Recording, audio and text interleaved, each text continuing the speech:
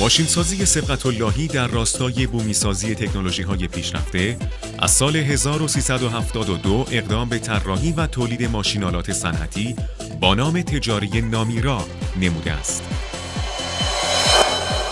در این زمینه و با همکاری متخصصین نخبه کشور، این واحد صنعتی موفق به اخذ 4 گواهینامه ثبت اختراع در ساخت دستگاه‌های تولید پیچ و رزوه به روش رولینگ شده است.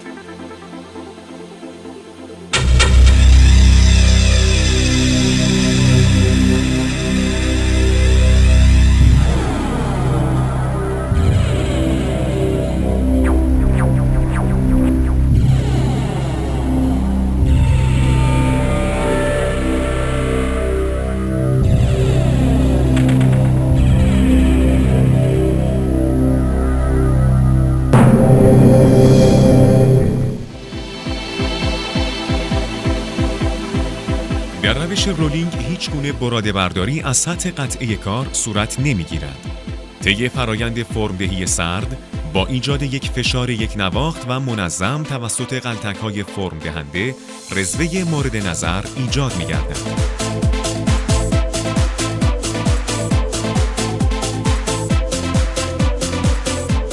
در تولید رزوه به وسیله ماشین‌های تراش معمولی در بافت فلزات گسستگی ایجاد شده که این عمل با صرف وقت و انرژی زیاد و کاهش قیمت محصولات تولیدی همراه خواهد بود.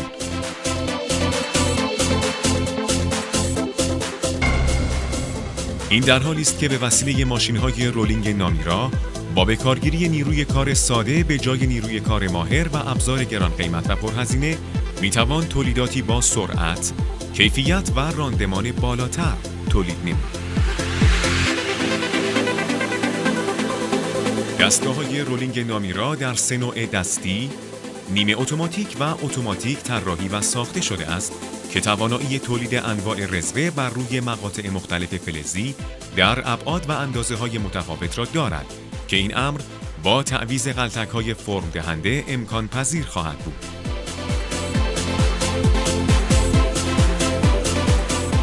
یکی از موارد استفاده صنعتی از دستگاه رولینگ نامیرا ایجاد رزوه بر روی مفتول آجدار است که در صنعت ساختمان کاربرد وسیعی دارد.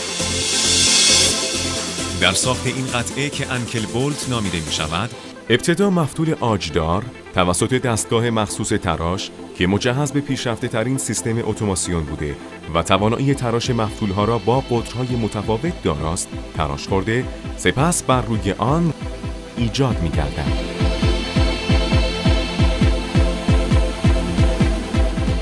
تولید این قطعه به روش معمولی چند دقیقه به طول می‌انجامد و کیفیت رزوه ایجاد شده مطلوب نیست.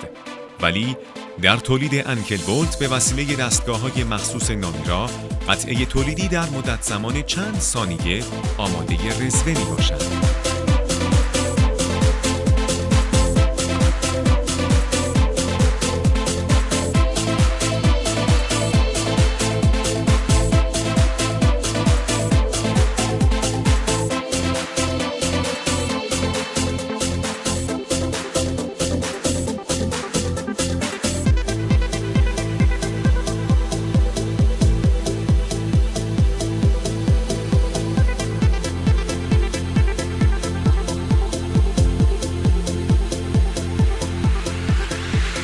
این دستگاه توانایی تراش میلگر در بازه وسیع و تیراژ بالا در مدت زمان کوتاه و کیفیت استاندارد را دارا میباشد و به دلیل ثابت بودن قطعه کار و چرخش ابزار محدودیتی در طول قطعات وجود ندارد. طول مورد نیاز جهت ایجاد رزوه به وسیله کنترلر PLC تنظیم شده و به صورت کاملا اتوماتیک عمل تراش انجام میگیرد. سادگی کار با این دستگاه باعث شده است که کاربری آن توسط نیروی کار ساده صورت پذیرد.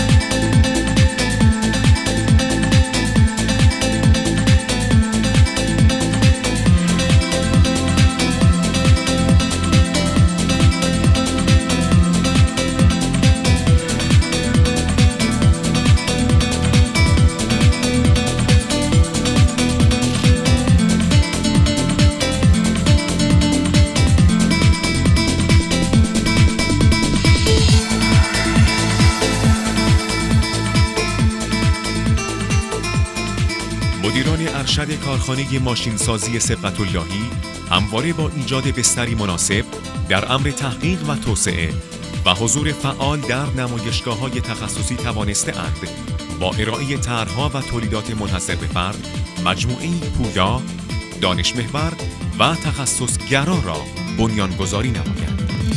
امید است با حرکت مستمر و هدفمند در راستای چشمانداز کشور و این واحد صنعتی بتوانیم قدمی هر چند کوچک در اشتغالزایی و اعتلای صنعتی میهن عزیزمان برداریم.